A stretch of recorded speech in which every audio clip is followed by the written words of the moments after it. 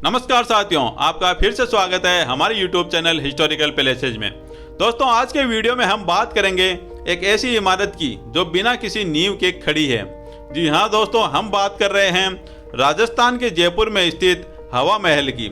आज हम आपको बताएंगे हवा महल का इतिहास और उससे जुड़ी हुई कुछ रोचक कहानी के बारे में। तो वीडियो बहुत ही ज़्यादा मज़ेदार होने वाला है, अंत तक जरूर देखें। दोस्तों, गुलाबी शहर में बड़ी चौपड़ पर स्थित हवा महल राजपूतों की शाही विरासत, वास्तुकला और संस्कृति के अद्भुत मिश्रण का प्रतीक है।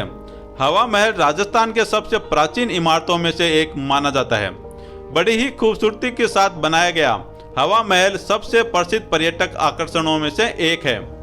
कई झरोकों और खिड़कियां होने के कारण हवा महल को पैलेस ऑफ विंड्स भी कहा जाता है। भगवान श्री कृष्ण के मुकुट जैसी इस 5 मंजिला इमारत में 953 झरोके हैं, जो मधुमक्खियों के छत्ते से मिलते जुलते हैं, जो राजपूतों की समृद्ध विरासत का एहसास कराते हैं। लाल और गुलाबी बुलावा पत्थरों से बना हवा महल सिटी पैलेस के किनारे बना हुआ है। हवा महल की खास बात यह है कि यह दुनिया में किसी भी नींव के बिना बनी सबसे ऊंची इमारत है। हवा महल का हिंदी का अर्थ है हवा का महल। इस महल में 953 छोटे छोटे झरोके और खिड़कियां हैं। इन खिड़कियों को महल में ताज़ी हवा के प्रवेश के लिए बनाया गया था। गर्मी के दिनों में राहत पाने के लिए हवा महल राजपूतों का खास ठिकाना था, क्योंकि झरोकों में से आने वाली ठंडी हवा पूरी इमारत को ठंडी रखती थी।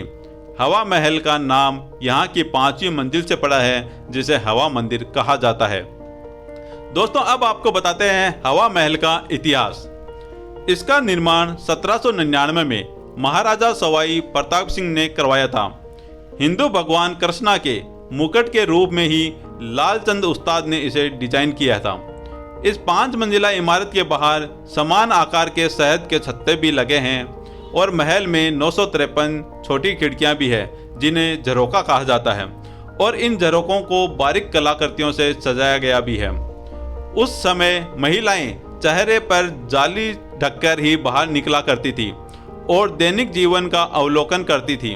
उस समय महिलाओं को चेहरे पर पर्दा ढकना अनिवार्य था। कहा जाता है कि इन जालियों की मदद से उनके चेहरे को ठंडी हवा भी लगती थी और तपती धूप में भी उनका चेहरा ठंडा रहता था। हवा महल के प्रसिद्ध होने के बाद इसके कॉम्प्लेक्स को भी विकसित किया गया। पर्यटकों को बहुत सी ऐतिहासिक चीज़ें हवा महल में देखने को मिलती है। महल में एक और आकर्षित करने वाली बात दीवार से मुड़े हुए किनारे हैं। जयपुर में बने दूसरे स्मारक की तरह यह महल भी लाल और गुलाबी रंग के पत्थरों से बना हुआ है। पिरामिड के आकार के कारण यह स्मारक सीधी खड़ी है। यह 5 मंजिला इमारत है, लेकिन ठोस नींव की कमी के कारण यह घुमावदार और 87 डिग्री के कोण पर झुकी हुई है। इसके अलावा इसका विशिष्ट गुलाबी रंग, जो प्राकृतिक बलुआ पत्थर की वजह से है, जयपुर को इसका उपनाम यानी गुलाबी शहर इसी की वजह से मिला है।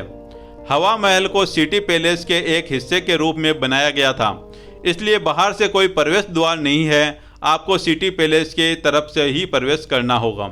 भले ही गर्मियों में जयपुर का तापमान बहुत अधिक बढ़ जाता है, फिर भी यह महल गर्मियों में उतना गर्म नहीं होता।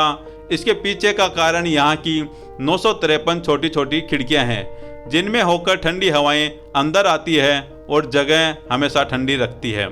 हवा महल के बारे में एक और दिलचस्प तथ्य यह भी है कि पूरी इमारत बिना किसी ठोस नींव के रखी गई है। हालांकि हवा महल दुनिया के गगनचुंबी इमारतों की तुलना में उतना लंबा नहीं है, लेकिन इसे बिना किसी नींव के दुनिया की सबसे ऊंची इमारतों में से एक माना जाता है। अब हम आपको बताए थे हवा महल कैसे बनाया था। हवा महल बनाने में लगी निर्माण सामग्री की अलग कहानी है। गुड़, मेथी और जूट से बनी हवा महल की दीवारें चूने को पीसकर इसकी लुगदी में बजरी, सुर्खी और गुड़ डाला जाता था और इसके बाद हल्की छीटी हुई जूट और मेथी पीसकर पाउडर के रूप में डाला जाता था और इस मसाले से झरोके खिड़कियां बनाई जाती थी। निर्माण सामग्री में अलग अलग स्थानों पर शंख, नारियल, गोंद और अंडे का ऊपरी भाग का प्रयोग हुआ।